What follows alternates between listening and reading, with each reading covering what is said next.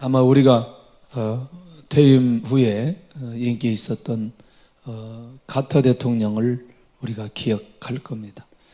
분쟁 지역을 다니고 평화 유지에 매우 기여를 많이 한 사람, 사랑의 집 짓기 운동을 하고 가난한 자들을 위해서 집을 지어준 사람입니다. 그런데 2015년 8월 암에 걸렸습니다. 암세포가 이미 뇌와 장기에 다 퍼졌습니다.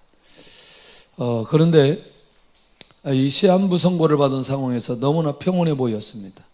기자들 앞에서 지난날 삶에 대해서 감사하고 생명의 주이신 하나님 앞에 고백하기 시작합니다. 어떤 결과 앞에서도 하나님의 주권을 인정하겠다는 그런 고백을 하게 되어집니다.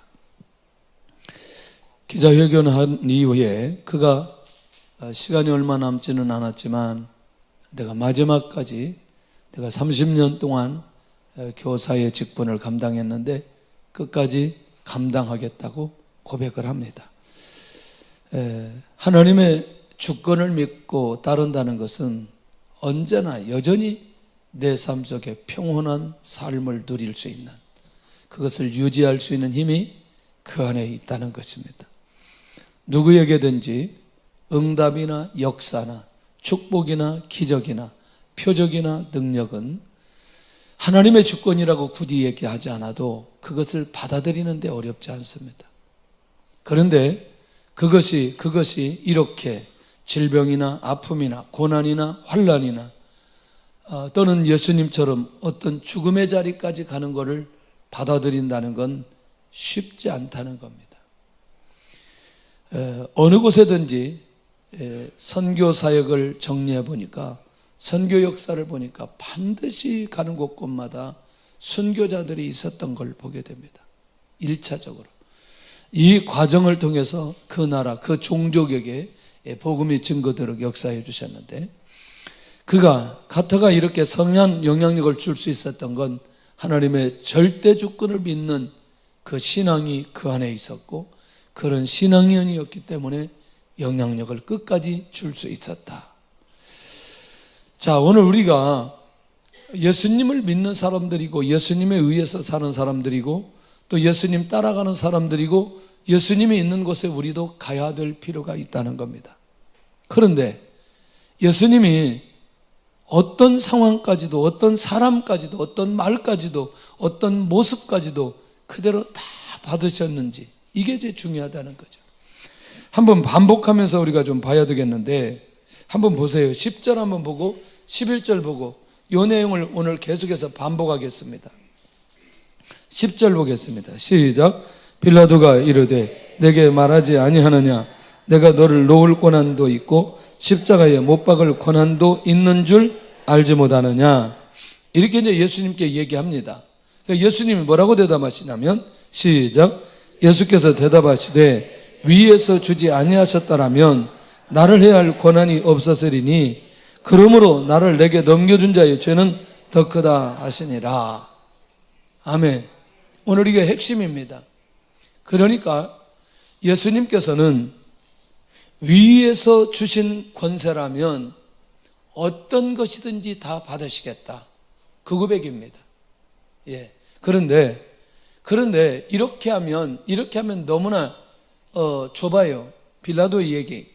빌라도 전체를 한번 다뤄봐야 되겠는데, 자, 이제 통치다 빌라도의 리더십을 그대로 받으시겠다는 얘기거든요. 왜?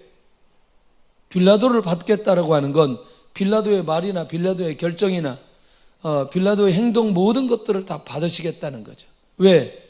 이것이 어디로부터 왔으니? 하나님께로부터, 위로부터 왔으니. 자, 빌라도가 어떻게 하는지 한번 보세요. 빌라도가 데려다가 어떻게 하는지. 그 먼저는 18장 38절에 예수님에게서 아무 죄도 찾지 못했다고 고백했던 사람이 빌라도였어요. 6월절 한 사람을 놓아줄 때 예수님을 놓아주려고까지 생각했던 사람이 빌라도였다니까요. 그런데 오늘 1절에 가서 보니까 예수님을 육체적으로 고통스럽게 하도록 하기 위해 채찍질하게 합니다. 자, 1절 가서 보겠습니다. 시작. 이에 빌라도가 예수를 데려다가 채찍질하더라. 채찍질하더라. 자, 조금 더 가봐야 되겠습니다. 빌라도가 예수님을 채찍질하도록 한 상황에서도 이제 이게 왜 그렇게 중요하냐면 이게 지금 불법이거든요. 왜 불법이냐면 유죄 판결을 받지 않은 상황 속에 채찍을 때릴 때는 당시에 이것은 합법이 아니라고 하는 게 법적인 내용이라는. 자, 고발의 명분도 없는데 유대인들의 마음을 다스리기 위해서 예수님을 채찍질하고 있다는 거예요. 그러니까 자기 의도도 아니지만 예수님을 이렇게 때리면 누가 좋아하기 때문에, 유대인들이 좋아하기 때문에, 사람들이 좋아하기 때문에 사람들의 마음을 다스리기 위해서 예수님을 채찍질하는 모습이라는.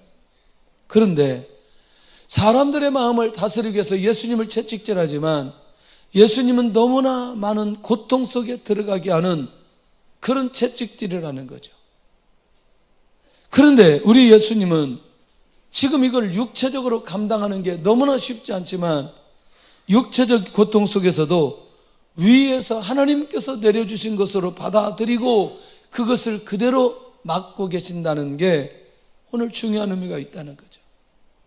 자, 일단 육체적으로 고통당하게 하도록 하는 그 빌라도의 그 결정, 그 채찍질 그대로 받으셨는데 또 예수님이 받으시는 게 뭐냐면 예수님이 지금 이 군인들에 의해서 조롱당하는 이것을 모두 다 누가 허락하느냐? 빌라도가 허락하는 걸 보게 됩니다.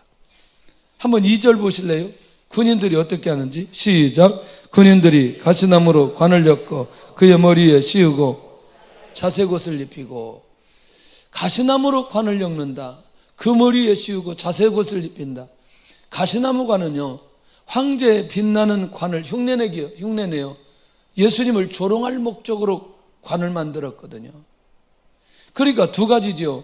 가시를 통해서 오는 고통이 있고 그 다음에 그 관을 씌워줬다는 건 지금 황제가 아닌데 왕이 아닌데 예수님을 조롱하기 위해서 지금 가시나무 관을 엮어서 예수님에게 씌우고 있단 말이죠. 자세히 살펴보니까 왕이나 군인이나 장교나 높은 지위에 있는 사람들이 입는 옷이라는 거죠.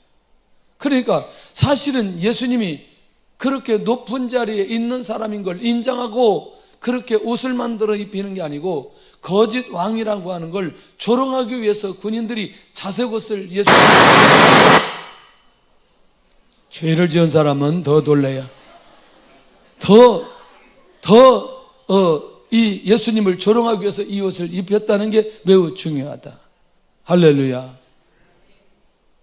갑자기 천둥 치는데 졸다가 원천난 많은 사람들이 계세요. 한 번씩 이러면 좋을 것 같아요. 자, 정신이 났죠 이제? 계속 졸면 이런 일이 벌어진다는 걸.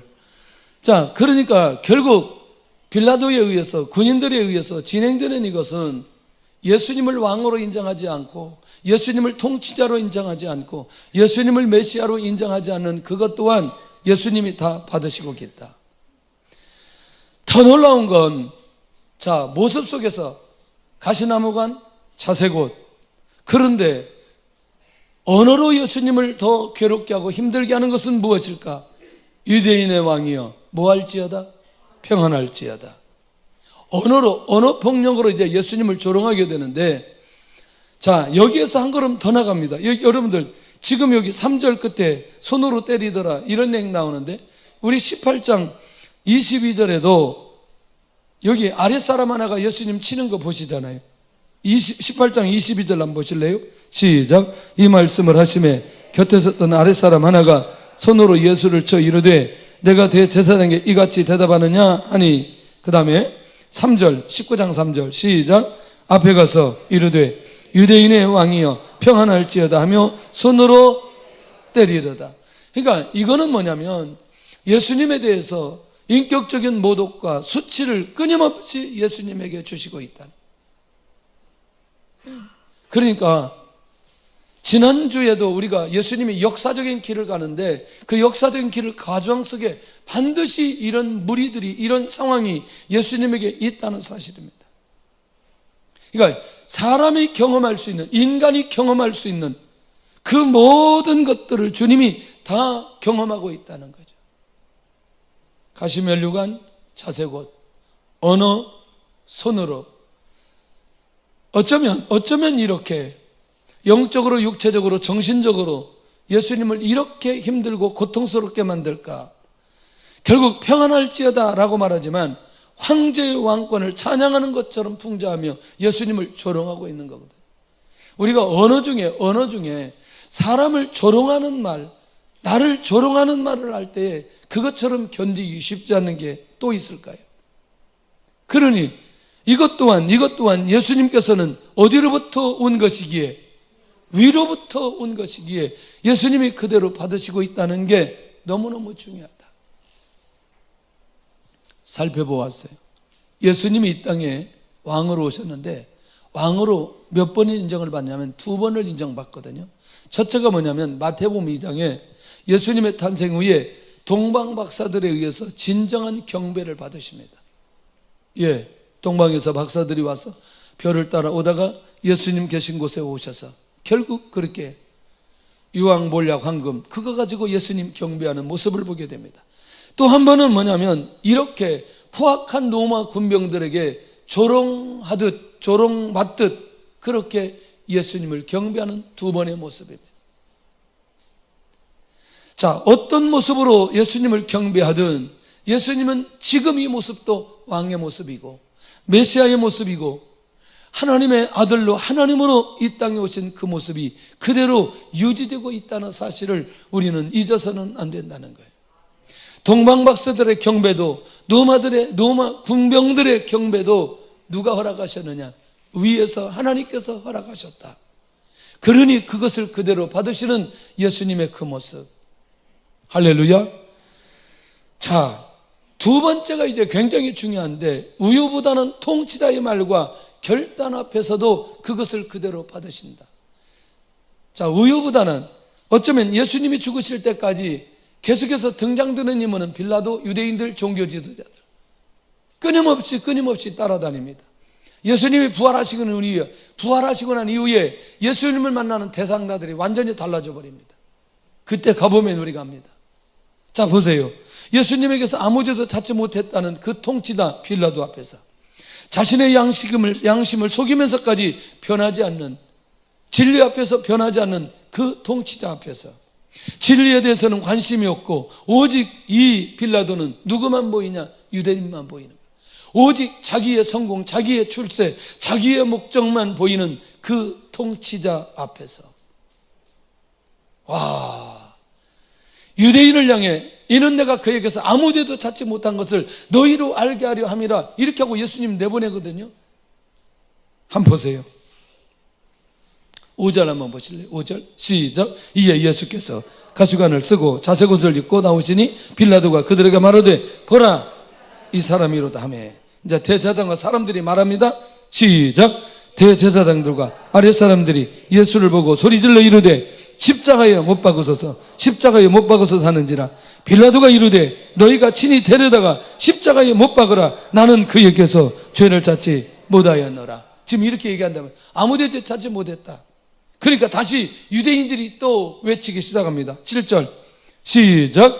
유대인들이 대답하되 그 법대로 하면 그가 당연히 죽을 것은 그가 자기를 하나님의 아들이라 함이니이다. 그러니까 자기들의 법에도 누가 죽을 수 있다? 예수님이 죽을 수 있다. 지난번에는 우리는 예수님을 죽일 수 있는 법이 없다고 말해놓고는 지금은 또 자기들이 이 예수님을 죽일 수 있는 법이 있다고 얘기한단 말이죠. 그 얘기하려고 하는 게 아니고 바로 8절입니다. 빌라도의 이 모습이 얼마나 비굴한지. 시작. 빌라도가 이 말을 듣고 더욱 두려워하여. 사람이 두려운 비굴한 통치자 빌라도 그가 예수님 앞에 보여주는 그 모습을 보면서도 예수님이 이 상황을 그대로 받아들이고 계신다. 왜? 이것 또한 위에서부터 내려온 것이기 때문에. 할렐루야. 자신의 성공을 위해 예수님을 이용하는 사람 앞에서 결국 아까 얘기한 대로 자색옷, 가시관 쓰고 자색옷 입고 예수님을 대중 앞에 서게 하고, 왜? 사람들 회유하고 싶은 거죠. 왜? 사람들 회유하고 싶은 건 자기 목적이 있다니까요. 예. 주님에게 관심이 없는 사실을 알면서도 결국 이 빌라도는 누구를 이용해서, 예수님을 이용해서 자기 목적을 이루려고 하는 그 내용이, 그 마음이 다 보임에도 불구하고 그대로 수용한다. 결국 오늘 다시 이 세 번째가 보면, 나는 그에게서 죄를 찾지 못했노라 선언했던 빌라도, 유대인들의 법에도 죽일 수 없다는 법을 어겼다는 말을 듣고 더 두려워하는 빌라도, 결국 뭐냐? 이것은 모두 다 예수님에게 이런 사형언도를 내리는 결정적 이유는 누구의 말을 들었다? 사람의 말을 듣고 결정하는 빌라도를 세우신 것도 위에서 주신 것으로 받으시는 주님의 모습을 놓치지 않아야 된다. 저는 일찍이 교회를 개척했는데 믿음이 좋아서 개척한 게 아니에요. 30살이면 어려요, 안 어려요? 어리죠. 30살에 무슨, 에?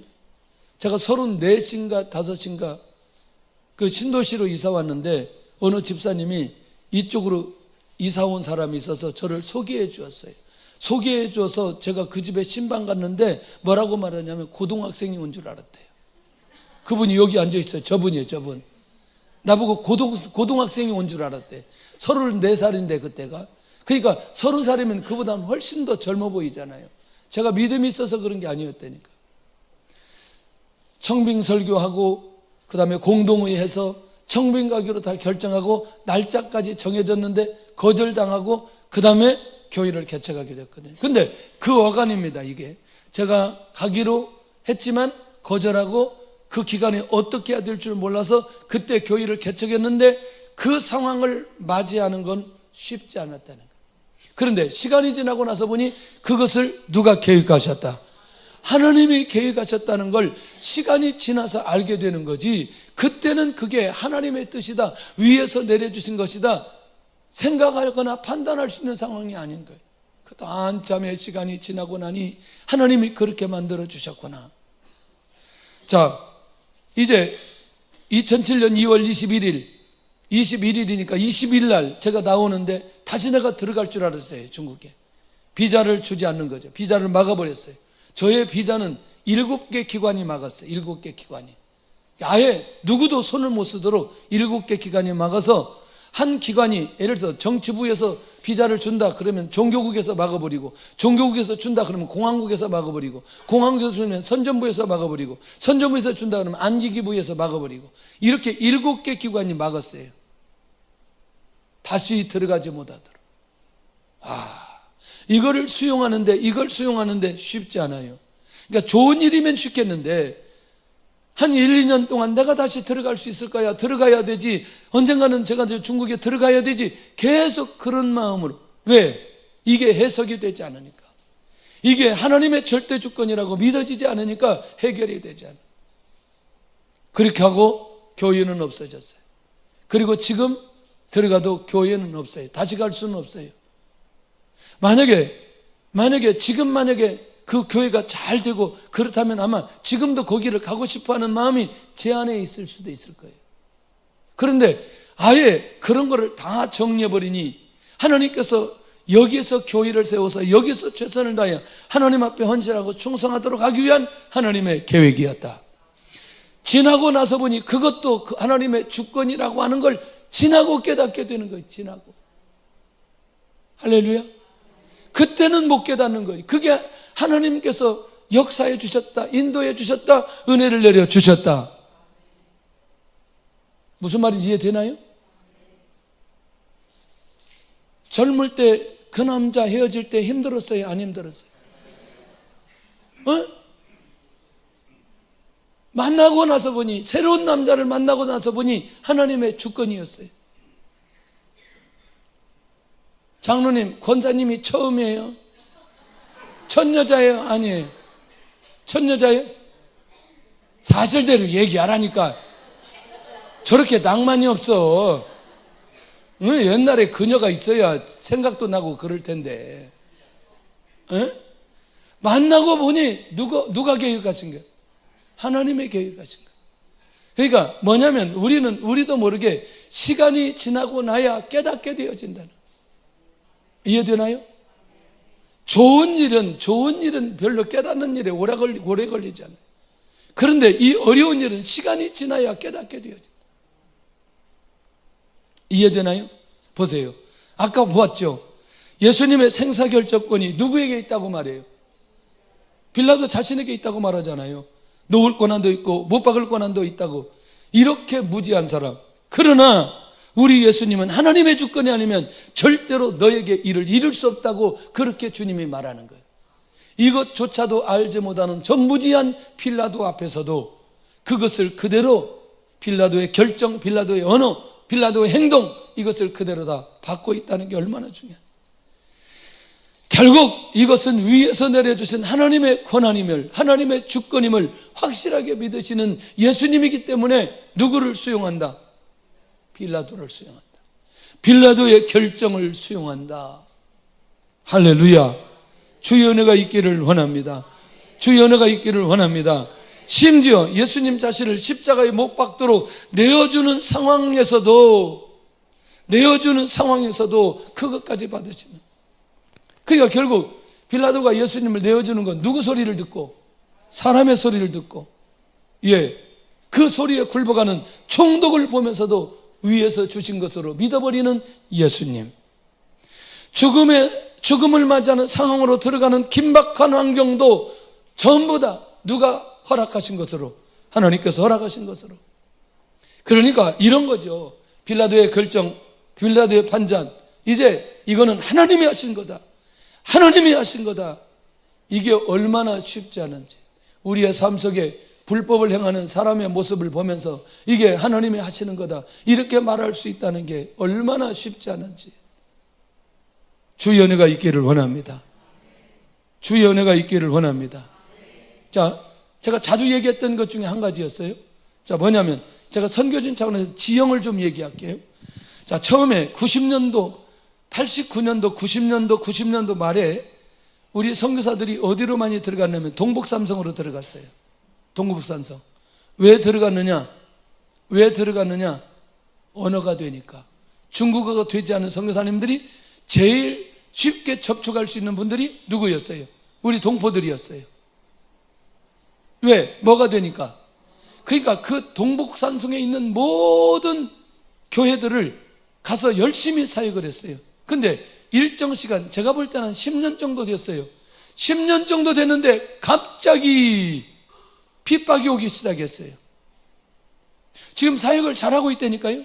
신학교도 하고 있고 교회도 세우고 있고 교회도 짓고 있고 모든 선교사님들이 여기에 집중하게 되었어요.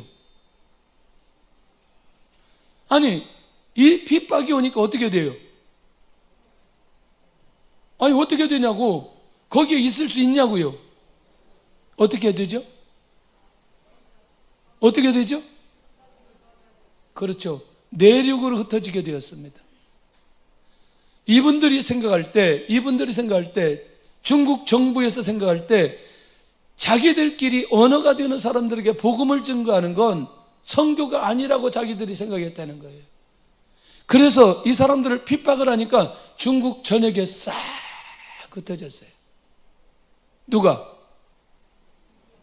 선교사님들 그때 한 5천 명 됐거든요.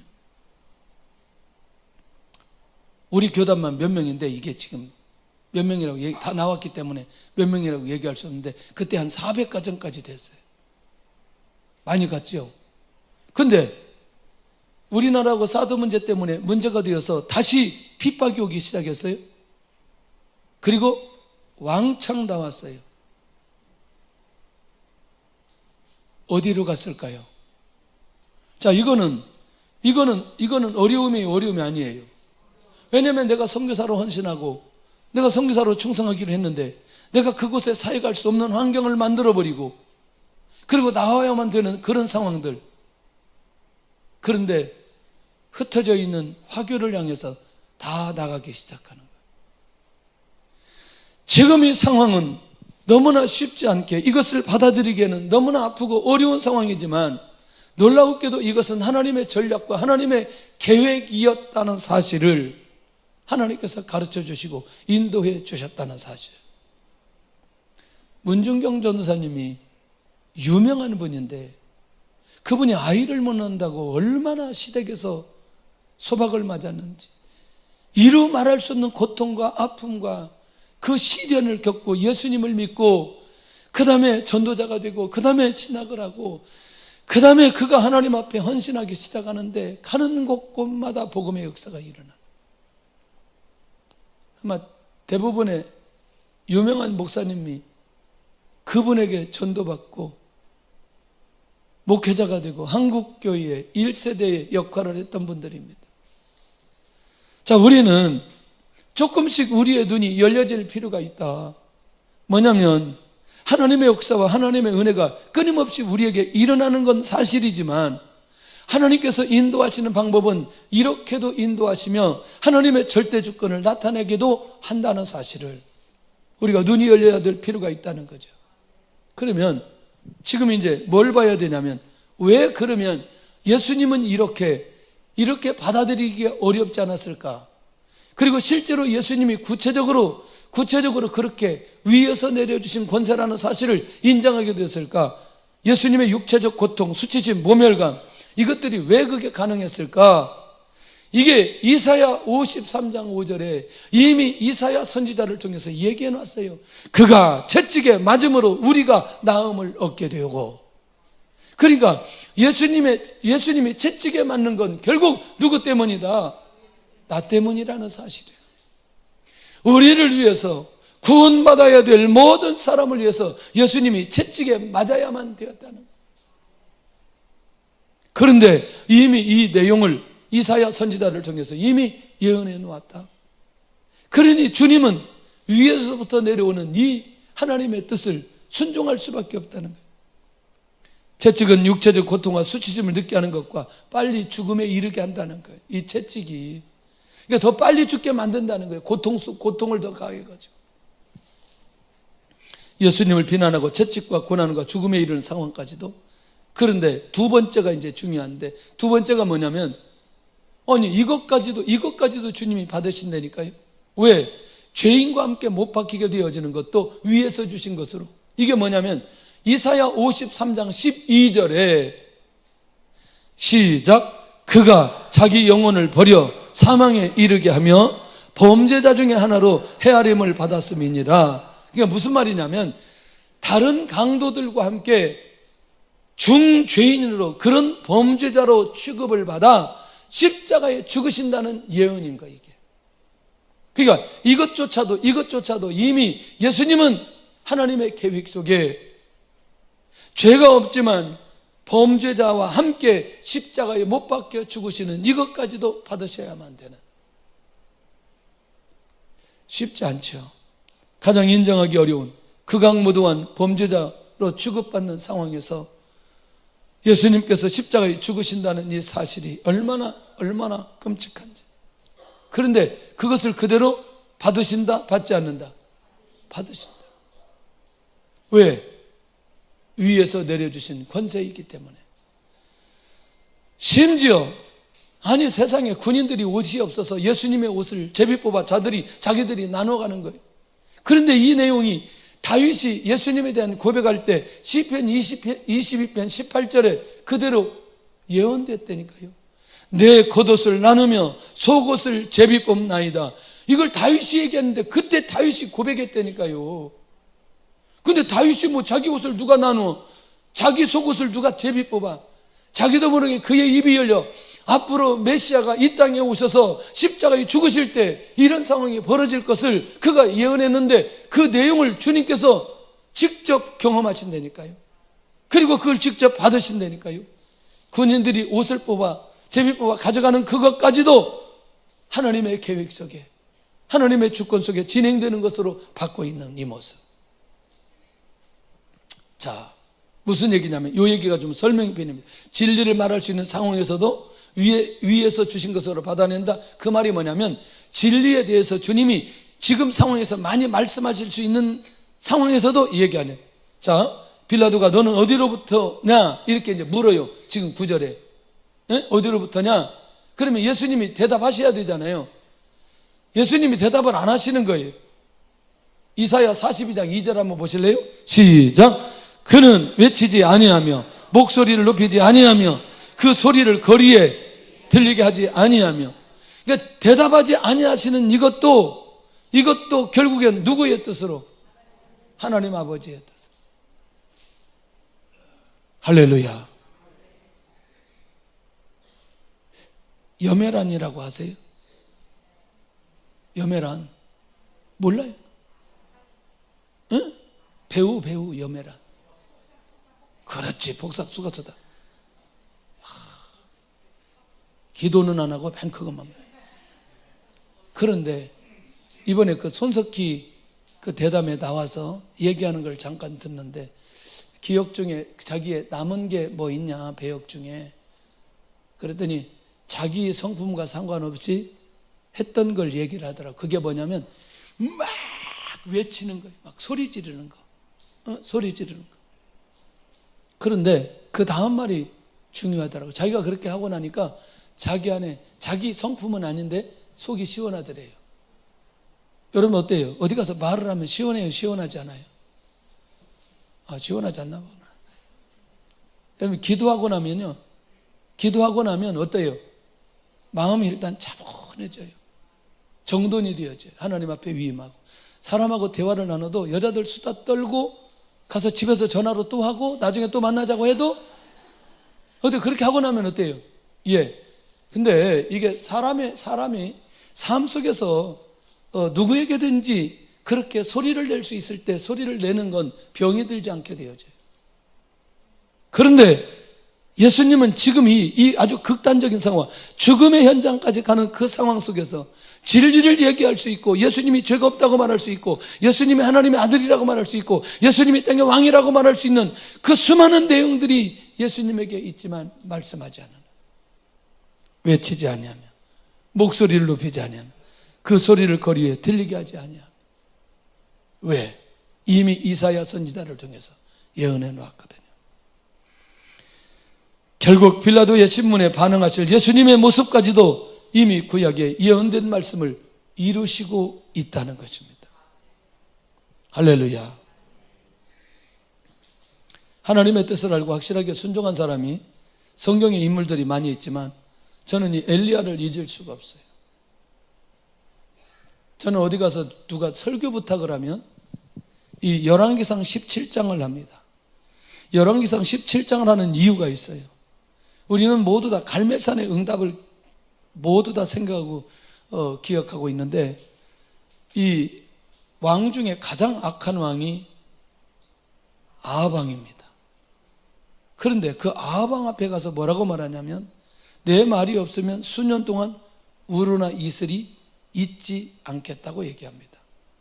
그 말은 뭐냐면, 내가 이 말을 하고 왕이 나를 죽인다 할지라도 내가 그 죽음을 맞이하겠다는 의지적 결단이 엘리야에게 있어요. 열정, 헌신, 충성, 이게 다 있어요. 그런데 그렇게 하고 이제 이 16장에 아합이 어떤 왕인지에 대한 얘기를 하고 있거든요. 그 다음에 17장 1절에 가서 하나님께서 이 엘리야가 아합에게 무슨 말을 했는지 딱 그 얘기 끝나자마자 3절 4절에 가가지고 엘리야에게 너는 그 시냇가에 가서 숨으라고 얘기합니다. 꼭 그 말을 해요. 그리 시냇가에 가서 숨으라.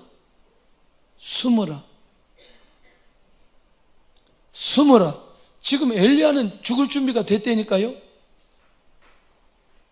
그런데 하나님의 계획 속에 지금 엘리야가 여기 아합에게 죽을 사람은 아니라는 거예요. 하나님의 계획에. 이 말이 이해되나요? 그리고 그런 용도가 아니라는 거예요, 지금은. 그러니 그리 시내에 가서 준비하게 합니다. 까마귀들을 통해서 떡과 고기를 공급받고 하나님을 경험하기 시작합니다. 그리고 일정한 시간 지나고 시내가 마르니 사르밧 과부 집으로 가도록 합니다. 사르밧 과부 집으로 가라. 그가 너를 공개하느니라. 공개하기는 사르밧 과부가 죽으려고, 먹고 죽으려고 주지 않습니다. 그리고 그를 콜링을 해서 그거 마지막 나에게 가져와라.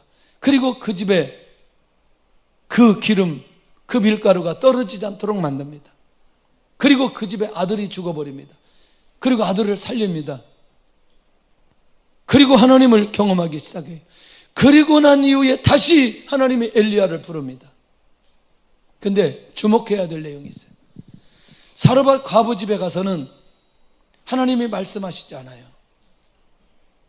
엘리야에게 말씀하시지 않아요. 아들이 죽었는데도 말씀하시지 않아요. 엘리야가 풀어내는 거예요. 뭘 풀어내느냐? 그거 떡 가져와라 이렇게 얘기하고요. 그 다음에 죽은 아들 하나님 살려주옵소서 하나님께 기도하고 이 문제 풀어가는 거거든요. 그리고 이때부터 그리시네가에 가서도 하나님이 아무런 말씀을 안 하셔요. 그냥 까마귀를 통해서 떡과 고기만 가져다 주는 거예요. 그러니까 떡과 고기를 가져다 주는데 이걸 누가 가져다 주는 거예요? 아니 까마귀가 가져다 주지만 궁극적으로 누가? 하나님이 가져다 주는 거죠. 하나님이 역사하시는 걸 보잖아요. 기름과 밀가루의 통이 마르지 않는데 사실은 누가 역사하고 있는 거죠? 하나님이. 엘리야는 그걸 안 되니까요. 엘리야는 이게 하나님이 하시는 걸로 알고 있다니까요. 죽은 자도 누가 살린다? 그러니까 이걸 경험하게 만들어. 이걸 경험하게 하나님이. 왜? 갈멜산의 역사를 위해? 아니라니까요. 그 열왕기하 2장에 가서 보면 살아서 승천한다니까요. 근데 이 말이 안 들리면 안 돼요. 저는 우리가 또 동일하게 신앙생활 하는데 안 들리는 거예요. 무슨 얘기냐? 이걸 지금 내용으로만 듣고 있는 거예요. 내용으로만 듣고 있는 거죠. 내용으로만 듣고 있으니까 그리시네가로 가라 그러면 못 가는 거예요. 사르밧 과부 집으로 가라 그럼 못 가는 거예요. 예. 다시 아합에게 가라 그럼 못 가는 거죠. 그런데 준비된 사람은 하나님의 뜻에 따라 하나님의 절대 주권 앞에 깨어있는 사람은 어디로 가느냐? 갈멜산에 올라가는 거죠. 갈멜산은 왜? 지금까지 전부 다 하나님이 인도하시는 대로 하나님의 절대 주권 앞에 순종하는 훈련과 하나님이 무엇을 원하시는지를 정확하게 엘리야가 알고 있기 때문에 그 모든 것보다 가장 더 중요한 건 이 엘리야는 예수 그리스도의 예표였어요. 하나님께서 그런 사람으로 세워주기 위해서 하나님 앞에서 이런 절대 주권 앞에 순종하는지를 계속해서 다루고 있는 거예요. 어느 목사님 얘기를 제가 글로 봤는지 아니면 설교로 들었는지 기억이 안 돼요. 자, 지금은 그런 시즌이 아니에요. 우리가 CD가 막 판매될 때 음악이나 뭐 자료 같은 걸 CD로 막 이렇게 사고 파글고 하게 있었잖아요. 그리고 여러분들 대부분 이런 컴퓨터 프로그램은 대부분 프로그램을 사요? 아니면 복사본 갖다 해요? 응? 컴퓨터에 잘 모르시는구나. 복사본 갖다 해요? 아니면 사서 해요? 응? 복사본 대부분이에요. 이 목사님이 갑자기 음성을 들은 거예요. 야, 이 도둑놈아. 자기 스스로 그 음성을 듣는 거예요. 그게 뭐였냐면 그런 프로그램이나 그런 CD를 복사한 거를 들고 다니는데 갑자기 자기 마음속에 이 도둑놈아 그러더래요. 이거 전부 다 가서 변상하라 그러죠. 이 목사님이 진짜 순종한 거예요. 순종해가지고 사무실까지 직접 갔는데 막 올라가는데 다시 되돌아가라 그러더라는 거예요. 그 믿음을 보았다고. 제가 그 얘기를 딱 듣고 그때부터 정리한 게 있어요.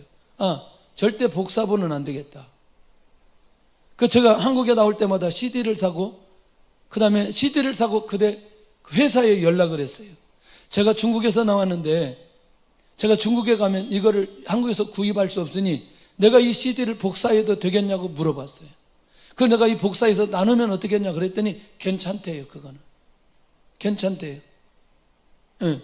그래서 제가 우리 교회에 컴퓨터 프로그램 전부 다 우리 복사본 하지 말고 사서 써야 된다. 제 개인적으로 이게 새로 할 때마다 프로그램이 얼마나 많이 있겠어요. 그래서 아예 프로그램을 다 사놨어요. 저는. 왜냐하면 그 목사님의 그 얘기가 들린 거예요. 그 얘기가 들렸어요. 너도 도둑놈아 이렇게 들리면 안 되니까 그 도둑놈아 그 소리 들리기 전에 빨리 해야 되겠다는 거예요. 근데 이게 실제로 쉬워요, 안 쉬워요? 어렵다니까. 왜냐면 뭐가 나가야 돼? 돈이 나가야 되는 거예요. 교재 프로그램이 있어요. 교재 프로그램이 있는데 성경 전체 주석 다 있어요. 이게 60만 원이더라고요. 60만 원. 이걸 종로 5가까지 가서 사무실에 가서 이걸 샀어요. 원어 프로그램 또 있어요. 이것도 몇십만 원이에요. 이게 제가 중국에서 나왔을 때 살았어요. 이걸 사놨더니 어떤 유익이 있느냐? 이분이 업그레이드 할 때마다 연락이 와요. 물론 돈을 줘야 되지만, 그리고 계속 자료가 업그레이드 시켜주는 거예요. 자, 이런 것들은 우리의 삶 속에 현실적으로 느끼지 못할 수도 있고 느낄 수도 있고. 제 말 이해되나요? 예. 저는 그 목사님이 저를 살렸다고 생각해요. 하나님 앞에 순종하고 그걸 가지고 그 사무실에 올라가는 그 모습이 저는 너무나 충격적이었고, 그렇지, 앞으로도 내 삶 속에서도 하나님이 말씀하신다면 무엇이든지 어떤 것이든지 순종하며 가야 되지 않겠냐. 아니, 전도하라, 이건 아무것도 아니라니까요. 기도하라, 이런 거는 그냥 하나님이 명령하지 않아도 상식선에서 할 수 있는 거잖아요. 그러니까 결국 이 작은 것들, 그냥 지나버리는 것들을 하나님의 절대주권 앞에 내가 대가를 지불하고 순종해야 될 그 영역들이 쉽지 않다는 거예요. 그러나 우리가 믿음으로 살아가면서 그 모든 것들이 어떤 것이든지 하나님께서 허락하시고 하나님의 말씀에 의해서 진행되는 것이라면 순종해야 될 필요가 있다고 생각합니다. 자기의 삶의 모든 것들을 이 엘리야는 자기 뜻이 아닌 누구의 뜻으로? 하나님 아버지의 뜻으로. 할렐루야. 주의 은혜가 있기를 원합니다. 주의 역사가 일어나기를 원합니다. 할렐루야. 그래서 제가 또 한 게 있어요. 찬양이 듣고 싶은데 힐송 찬양은 이 CD가 나오지 않았더라고요. 그래서 제가 여기 서울역 앞에 있는 그 수입처에 가가지고 열 몇 개, 그때 돈으로 제가 32만 원 주고 산 것 같아요. 그걸 전체 한꺼번에 다 사가지고 가져와요. 우리 중에 누가 뭐 이런 것 때문에 고민하는 사람들이 있으면 잘 정리하시기를 바랍니다. 할렐루야. 별로 그런 거 우리하고 상관없나 보네. 예. 아마 각자 나름대로 디테일하게 이게 무엇이 어떤 건지 정리해 볼 필요가 있다고 생각합니다. 자, 나에게 일어나는 모든 상황이 하나님의 주권임을 믿는가? 삶이 내 생각과 다른 방향으로 흘러가도 받아들이겠는가? 나의 삶의 총체적인 상황과 사건들을 위로부터 내려주셨다고 믿을 수 있는가? 믿으시기를 바랍니다. 할렐루야. 우리는 그 어떤 것도 주님처럼 그것을 받고 믿음 안에 순종하는 우리 성도들이 되시기를 예수님의 이름으로 축원합니다. 찬양하면서 예물 드는 시간 갖겠습니다.